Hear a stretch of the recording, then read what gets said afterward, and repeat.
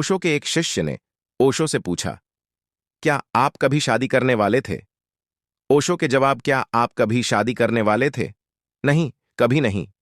मैं शुरू से ही विवाह के विरोध में रहा हूं, क्योंकि इसका अर्थ है अपनी स्वतंत्रता को काटना। कानूनन संलग्न होना किसी स्त्री या पुरुष से नहीं। मेरे लिए स्वतंत्रता का सर्वश्रेष्ठ महत्व है, स्वतंत्रता से ऊपर कुछ भी नहीं। ये कठिन था, क्योंकि मैं शुरू से ही LDDH रहा था। मेरे माता पिता मुश्किल में थे, मेरा परिवार मुश्किल में था, पर मैंने उन्हें बिल्कुल साफ बोल दिया था कि मैं विवाह नहीं करूंगा। वो बहुत खुश होते अगर मैं एक ब्रह्मचारी सन्यासी हो गया होता। मैंने कहा, नहीं, मैं एक ब्रह्मचारी सन्यासी भी नहीं बनूंगा। यही उनकी मुसीबत थी। अगर मैं एक ब्रह्मचारी सन्यासी हो जाता तो वो खुश होते। असल में उन्हें बड़ा गर्व अनुभव होता कि उनका बेटा एक महान सन्यासी हो गया। मैंने कहा, नहीं, दोनों ही गड्ढे हैं। मैं बिल्कुल मध्य में चलूंगा, तलवार की धार पर, और मैंने इस चाल का भरपूर मजा लिया। तो अब आप पूरी दुनिया के लोग जो विवाहित हैं उनसे क्या कहेंगे? क्या उन्हें तलाक ले लेना चाहिए? सबको तलाक ले लेना चाहिए बिना किसी अपवाद के। लोगों को एक दूसरे से मिलना चाहिए और प्रेम करना चाहिए, कभी कभी, जब भी अवसर मिले।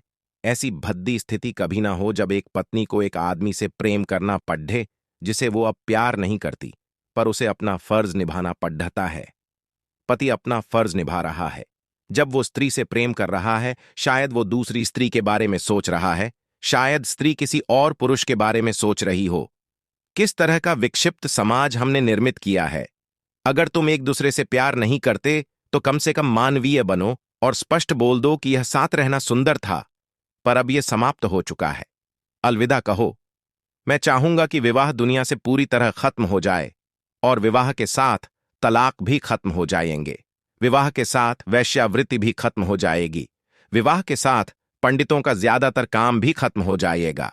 विवाह के साथ लगभग 99% मनोवैज्ञानिकों, चिकित्सकों, मनोरोग चिकित्सकों का काम भी खत्म हो जाएगा। विवाह के कारण ही हर तरह की मनोवैज्ञानिक विकृतियां, दमन, अपराध भाव जन्म लेते हैं। यह एकदम मानवीय है। तुम एक सुंदर स्त्री को देखते हो और तुम उसके साथ कुछ समय गुजारना चाहो। इसके लिए किसी भगवान की अनुमति नहीं चाहिए। तुम्हारे ईश्वर ने भी कुंवारी मैरी के साथ बलात्कार किया है, बिना उसकी सहमति के। बच्चे को परिवार से मुक्त करना होगा। अगर तुम एक नया आदमी चाहते हो, तब परिवार एक क्रूप संस्था है। इसका समय लद चूका। इसका स्थान कम्यून को लेना चाहिए, और फिर यह आसान होगा। कम्यून सभी बच्चों की देखभाल करेगा। पिता होगा, मां होगी। वो बच्चे से मिल सकते हैं।